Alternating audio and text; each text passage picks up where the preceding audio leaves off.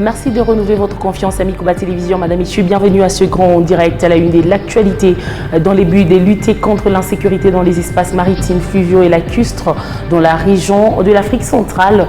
La première conférence maritime de la communauté d'Afrique centrale sera organisée à Kinshasa. Les travaux préparatoires sont en vue pour le bon déroulement de ces assises. Le Premier ministre congolais Jean-Michel Sama Lukonde Kyenge est arrivé à Lubumbashi ce mardi 24 janvier 2023. Il a été accueilli à l'aéroport de la Luano par plusieurs autorités politico-administratives, dont le gouverneur Jacques Aboula Katoué. Les chefs du gouvernement arrivent à la veille du lancement du processus d'identification des électeurs dans cette partie de la République démocratique du Congo. Et le secrétaire provincial de la Commission électorale nationale indépendante là-bas a reçu en audience ce mardi 24 janvier les coordonnateurs provinciaux de la CNDH, Arthur Kaboulou. Cette visite intervient quelques heures avant les débuts de l'opération d'identification des électeurs avec pour mission principale de se rassurer que tout va bien se passer dans les respects des droits de l'homme. Vous suivrez dans ce grand direct Arthur Kaboulou, coordonnateur de la CNDH. Voilà tout pour les titres. Madame, Messieurs, place à présent au détail.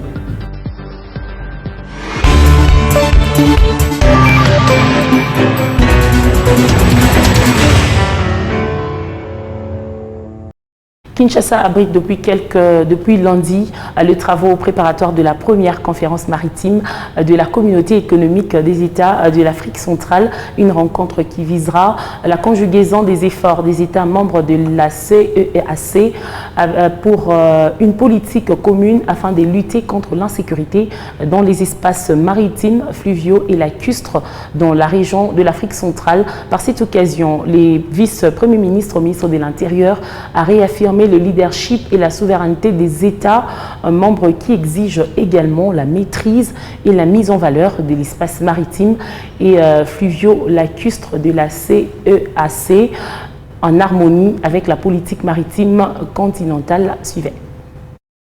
Vers la mise en place d'une politique maritime intégrée dans la sous-région de l'Afrique centrale. Cette réunion ordinaire des ministres du comité technique spécial de la défense, la sûreté et la sécurité de la communauté économique des États de l'Afrique centrale, élargie au secteur maritime et connexe, constitue l'une des phases très importantes et déterminantes des travaux préparatoires de la première conférence maritime de l'Afrique centrale, prévue en février prochain à Kinshasa.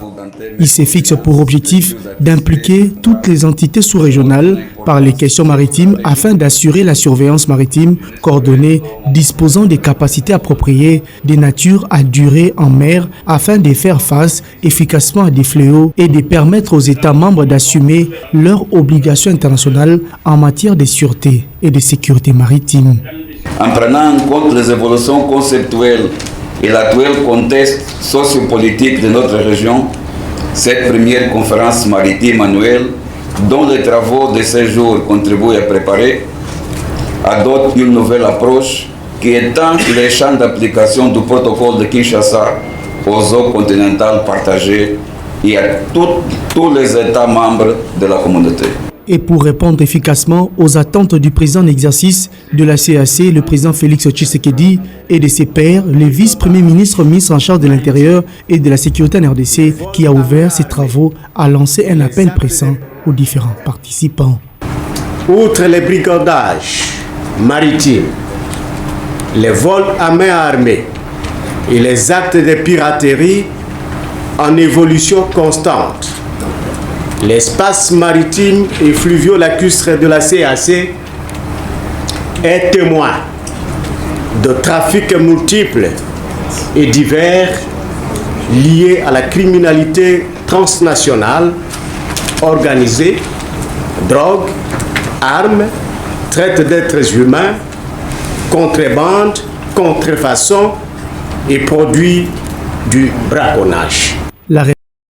Ce 24 janvier 2023, les chefs de l'État congolais Félix-Antoine Tshisekedi Tshilombo totalise 4 ans jour pour jour à la tête de la République démocratique du Congo. Quelles avancées depuis son accession à la plus haute fonction de l'État congolais? Quelques analystes des questions d'actualité tentent de dresser un bilan dans ce récit de Teddy Dizamba. 4 ans déjà à la tête de la République démocratique du Congo, Félix-Antoine Tshisekedi s'est illustré par une lutte acharnée pour l'essor de sa population. Entre analystes politiques, les avis sont partagés. Pour Alberto Gissé, le bilan du président Tshisekedi est plutôt positif, bien qu'il reste certaines choses à améliorer. Bon, on peut dire que le bilan, il est bon sur certains points. Il y a d'autres points qui demandent des améliorations. Personnellement, moi, j'ai beaucoup aimé les bilans au niveau de la justice. Parce qu'à l'époque, dans les mandats passés, les ministres, les députés, et même leurs familles étaient devenus des intouchables. Mais actuellement, on se rend compte que ce sont des peuples comme tout le monde. En cas de problème, les instances judiciaires règlent les conflits à l'amiable sans avoir deux poids, deux mesures. Pour Jean de la Pembangu, le peuple congolais avait nourri un grand espoir sur Félix-Antoine Tshisekedi, qui finalement n'a pas réussi. Nous avions vraiment beaucoup d'espoir. Nous pensions que les choses allaient largement s'améliorer, mais il se fait qu'aujourd'hui, que le bilan est tout à fait négatif, parce qu'il y a beaucoup de choses, sur beaucoup d'aspects, sur beaucoup de plans, les choses ne marchent pas. La Constitution, qui est la loi des lois, qui n'est pas respectée dans notre pays, nous assistons jour et nuit à des violations, et de fois de manière intentionnelle, et ça fait quand même mal pour notre République, cette République qui nous appartient tous. Pour ces deux analystes politiques, le président congolais devrait davantage s'investir afin d'améliorer le quotidien de sa population. D'abord, tout ce qu'on va lui demander, c'est de respecter la Constitution. C'est la Constitution en tant que la loi des lois et ne doit aucunement être violée sur n'importe quoi comme article. Il devrait beaucoup plus s'appuyer sur d'abord les élections qui vont bientôt se passer, la sécurité au niveau national sur tous les plans, l'éducation, l'infrastructure qui a encore besoin de plus de main-d'œuvre, plus d'action, plus de réalisation, et aussi le relèvement de la place politique. Parce que la jeunesse a besoin de participer aussi. La jeunesse a des idées, mais la plupart du temps, la jeunesse est étouffée. Félix-Antoine Tshisekedi, 5e président du Congo indépendant, a succédé à Joseph Kabila le 24 janvier 2019 après des élections inclusives qui ont abouti à la toute première passation pacifique du pouvoir entre deux présidents vivants en République démocratique du Congo. Sur invitation du président Félix-Antoine Tshisekedi Tshilombo, le pape François est attendu à Kinshasa ce 31 janvier 2023. À cette occasion, toutes les batteries sont mises en marche. Le gouverneur de la ville-province de Kinshasa appelle la population quinoise à réserver un accueil chaleureux au Saint-Père lors de sa venue. Récit d'Exosengoy. C'est dans un communiqué officiel ce 23 janvier 2023 que le gouverneur de la ville-province de Kinshasa invite les Quinois et Quinoises de prouver par leur accueil chaleureux du chef de l'église catholique romaine l'hospitalité légendaire qui caractérise Kinshasa. Selon Jean-Tini Ngobila Mbaka, c'est une bénédiction pour la capitale RD congolaise d'accueillir sa sainteté le pape François en ce début de l'année 2023 après 4 décennies. C'est dans cette lancée que le haut fonctionnaire de la ville de Kinshasa exhorte tous les Quinois à la discipline, ainsi qu'à un accompagnement au service d'assainissement en vue de révéler la meilleure image de la province de Kinshasa. Il faut préciser que selon le programme déjà rendu public, le mardi 31 janvier 2023, le pape quittera Rome pour Kinshasa. À son arrivée, après la visite de courtoisie au président de la République, Félix-Antoine Tshisekedi Tshilombo, il rencontrera les autorités, la société civile et le corps diplomatique au Palais de la Nation et y prononcera un discours. Le lendemain, 1er février, il célébrera la messe à l'aéroport de Ndolo dans la matinée. Dans l'après-midi, il rencontrera des victimes des violences dans l'est du pays. Le 2 février, une rencontre entre le pape, les jeunes et les catéchistes est prévue au stade des Martyrs et dans l'après-midi, il participera dans la cathédrale Notre-Dame du Congo à une rencontre de prière avec les prêtres, les diacres, les personnes consacrées et les séminaristes. Le souverain pontife bouclera son séjour le 3 février 2023. Lors de l'entretien avec l'ambassadeur de Belgique accrédité en République démocratique du Congo, le ministre de la Défense nationale et des anciens combattants a poursuivi la vulgarisation de la nouvelle politique des défenses nationales. Aussi, il envisage que la République démocratique du Congo accrédite des attachés des défenses dans toutes les missions diplomatiques de la RDC dans l'objectif de la mise en œuvre de la nouvelle politique des défenses nationales auprès de partenaires extérieurs. Joe Indekeu a salué cette approche du Dr Gilbert Kabanda et promet l'appui de la Belgique à cette démarche. Des précisions dans ce reportage de Félix Matidi. Les Congolais d'ici et d'ailleurs ont le droit de connaître la nouvelle politique de défense nationale dans le fonctionnement de l'armée nationale. Il s'agit de l'un des grands chapitres inscrits également en lettres d'or dans la nouvelle politique de défense qui vient combler ces grands vides depuis l'accession de l'RDC à l'indépendance. Et comme cela est clairement consigné dans les documents qui fixent les enjeux de la nouvelle politique de défense, le ministre de la Défense nationale, à l'heure qu'il est et sans relâche, bat campagne de vulgarisation de l'ensemble de ces documents à travers une série d'échanges avec les partenaires des pays d'Afrique et du reste du monde. Le sujet était également au menu des entretiens entre le patron de la Défense nationale et l'ambassadeur de Belgique accrédité en RDC, Joe Indekeu. Les diplomates belges étaient d'ailleurs accompagnés pour les besoins de la cause de l'attaché de défense belge accrédité en RDC. Nous sommes très contents et d'ailleurs les nombreuses visites que nous avons eues de la Belgique en témoignent. On a eu quasi tout le sommet de notre défense ici, à Kinshasa et à Kindu pour visiter ce projet. Et nous aimerons bien que cela puisse se continuer avec des visites également en Belgique. Pour le docteur Gilbert Kabanda, l'ancienne métropole, le Royaume de Belgique, doit apporter sa contribution dans ces domaines aux fins de la mise en expérimentation au sein de cette nouvelle politique naissante. Le ministre de la Défense nationale a fait passer également les mêmes messages. Mieux, il a renouvelé à ses hôtes que la Belgique aussi puisse faire profiter au Congo-Kinshasa de sa grande expérience en matière de la diplomatie militaire de défense. Et dans l'Est de la République démocratique du Congo, le ministre des Affaires sociales et Actions humanitaires, Modeste Mutinga, séjourne à Goma depuis ce mardi 24 janvier 2023.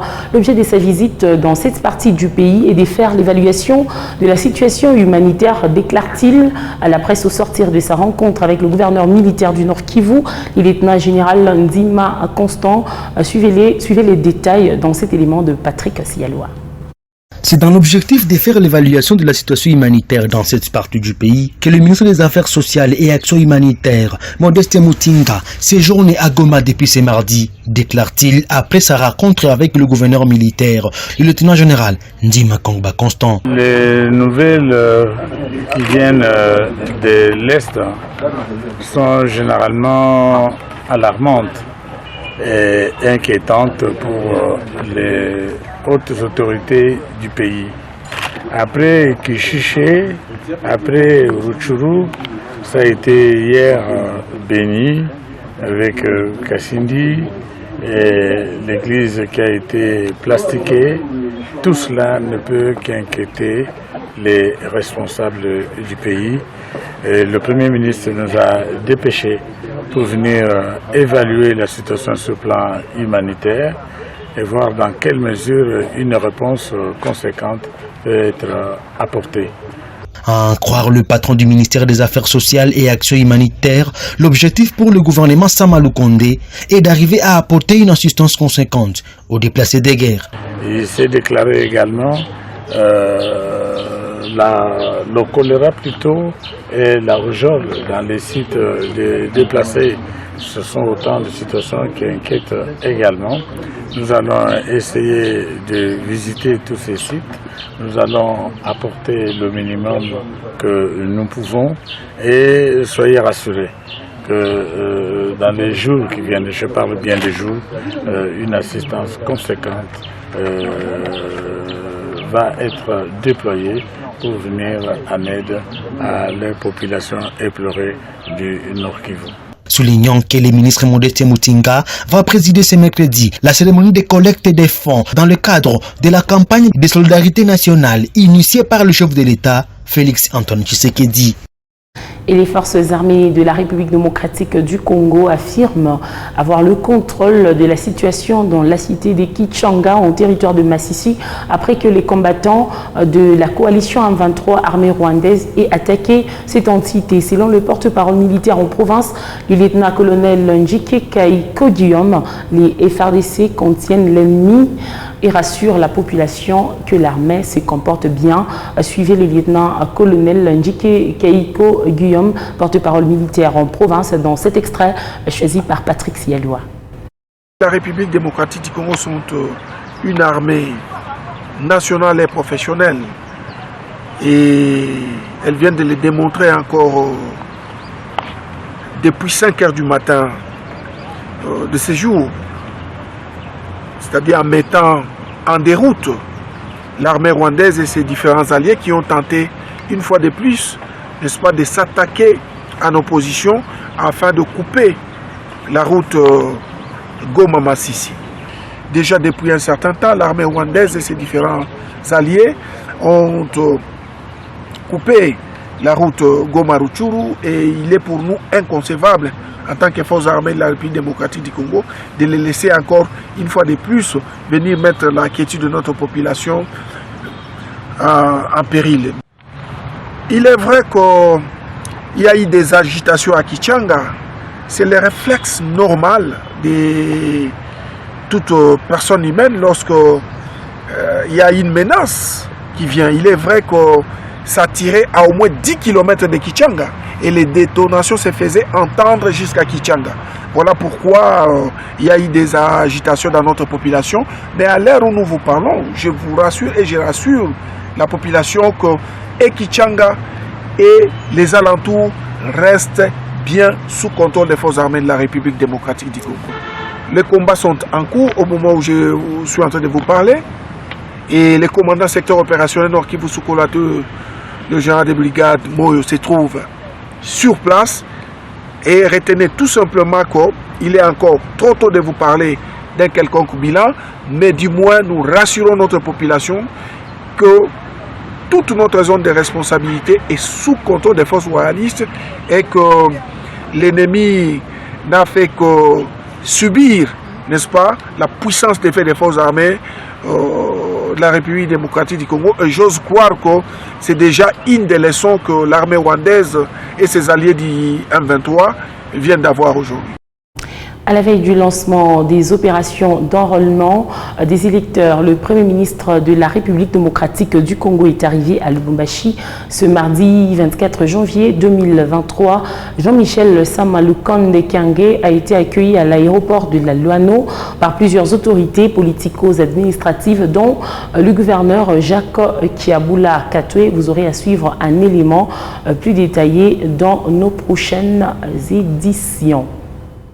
Restant dans le Haut-Katanga, 2 audiences ont été enregistrées ce lundi 23 janvier 2023 au cabinet du gouverneur de province. Jacques Kiabula Katwe s'est entretenu avec une délégation de l'Istan Saint-Joseph de l'Ikessi avant d'échanger avec une délégation mixte Snell Somika Idachiliou. Ce sera une première en République démocratique du Congo en général et dans le Haut-Katanga en particulier. La construction d'un centre touristique des soins des aînés spécialisé en gérontologie. Ce projet, qui est une initiative de l'Institut supérieur de technique médicale Saint-Joseph de l'Ikessi, a été porté à la connaissance du gouverneur de province Jacques Kiabula Katwe par la délégation de cette institution conduite par le ministre provincial de la Santé Joseph Sambi Boulanda. Simon de Cap est professeur à l'ISTEM Kinshasa et expert en gérontologie. Nous avons rencontré Excellence le gouverneur du Haut-Katanga pour un projet de création d'un master en gérontologie.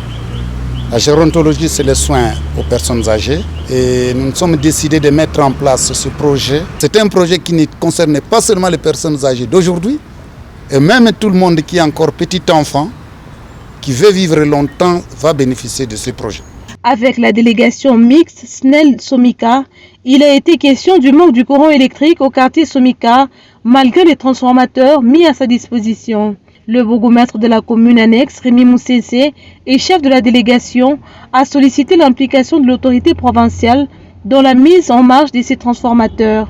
Demande à laquelle le chef de l'exécutif provincial a réservé une suite favorable. Nous avons eu à recevoir 2 transports dans le cadre des cahiers de charges signés avec Somika. Il y a un seul transport seulement qui est placé et l'autre pose des problèmes. C'est depuis le mois de novembre que la population souffre, la population est dans le noir. Et là, vous connaissez, c'est à cause de l'insécurité. Alors, Son Excellence nous a rassuré que d'ici le 26, nous allons effectuer tous une descente pour voir dans quelle mesure on peut remettre l'autre transport en action.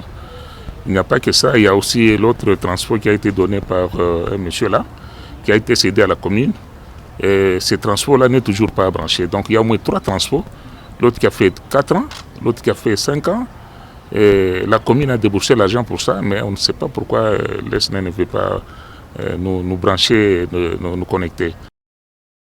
La semaine du 16 au 22 janvier 2023 n'était pas du tout repos pour l'honorable député provincial Michael Kassongo Beiné qui était dans différentes églises du quartier Kassoulou pour sensibiliser les fidèles de ces églises à pouvoir participer massivement à l'opération d'identification et d'enrôlement des électeurs qui d'ailleurs sera lancée dans la province du Lualaba ce mercredi 25 janvier 2023. Suivez.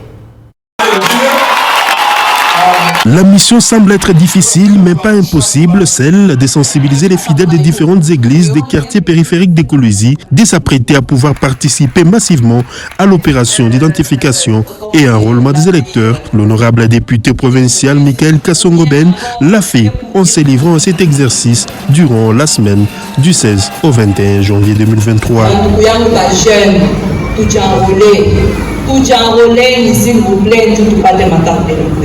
Se sentant hautement concerné par ces processus qui sera lancé dans la 2e ère opérationnelle dont fait partie la province du Lualaba, les églises visitées ont salué l'initiative de l'honorable Michael Kassongo Ben, comme ici à l'église angulaire du quartier Kassoulou où la députée provinciale a dans un langage clair expliqué aux fidèles l'importance de la carte d'électeur qui va leur donner l'accès aux prochaines échéances électorales. Du 25 janvier au 23 février, tutafanya enrôlement. Sasa musingi de temps yetu ya kidunia hapa ya sheria, leo utaneglige kujanrole. Utaneglige parce qu'on anasema vitanipelekea wapi? Mais bandugu yangu kama wanakubamba kia kwanza wanalombaka nini? Tushineglige juu tunaangalia pa marezo sosio vile unasema mabati unatoka ya noir blanc. Hii karti yangu ni mzuri sana, nikiende kule badengalisha bote. Na mimi na yeye asema mmenishikia kusema kesho keshukutwa kama una na carte d'électeur yako kipate problème. L'honorable Michael Kassongo a conclu son message en appelant surtout les chrétiens à prier pour que l'amour et la paix règnent dans la province du Lualaba. La députée provinciale a par ailleurs remis des pagnes aux femmes des églises qu'elle a eu à visiter. Et puis ces communiqués du Parti écologique Soleil concernent votre suspension de vos fonctions et du Parti écologique Soleil. Au camarade Ilunga Diesse Pascal, président fédéral du Lualaba à Kolwezi, camarade président fédéral, j'ai le regret de vous annoncer ce dont l'objet est repris.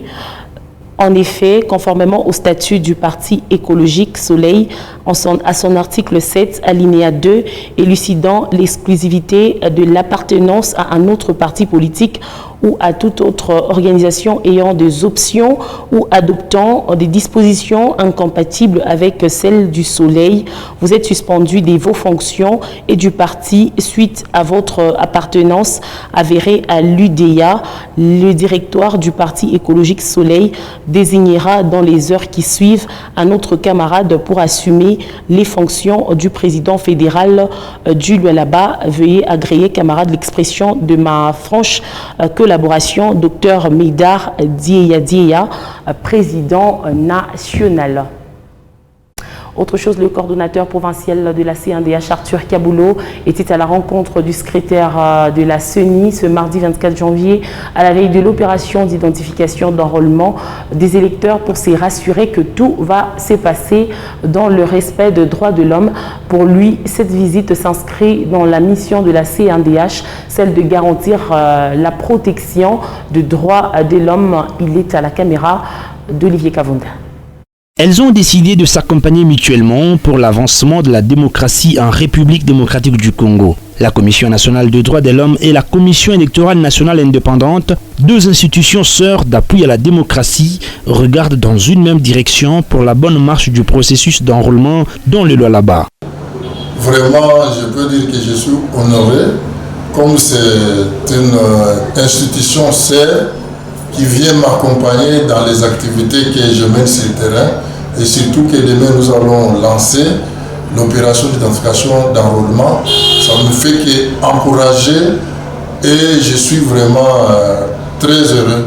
Et je suis vraiment, et je lui demande de ne plus m'abandonner parce que nous sommes des institutions sérieuses et qu'il continue à me soutenir dans le cadre des droits de l'homme, ce qui doit se passer dans le centre d'instruction, qu'il ne cesse pas de nous informer pour voir comment nous pouvons améliorer.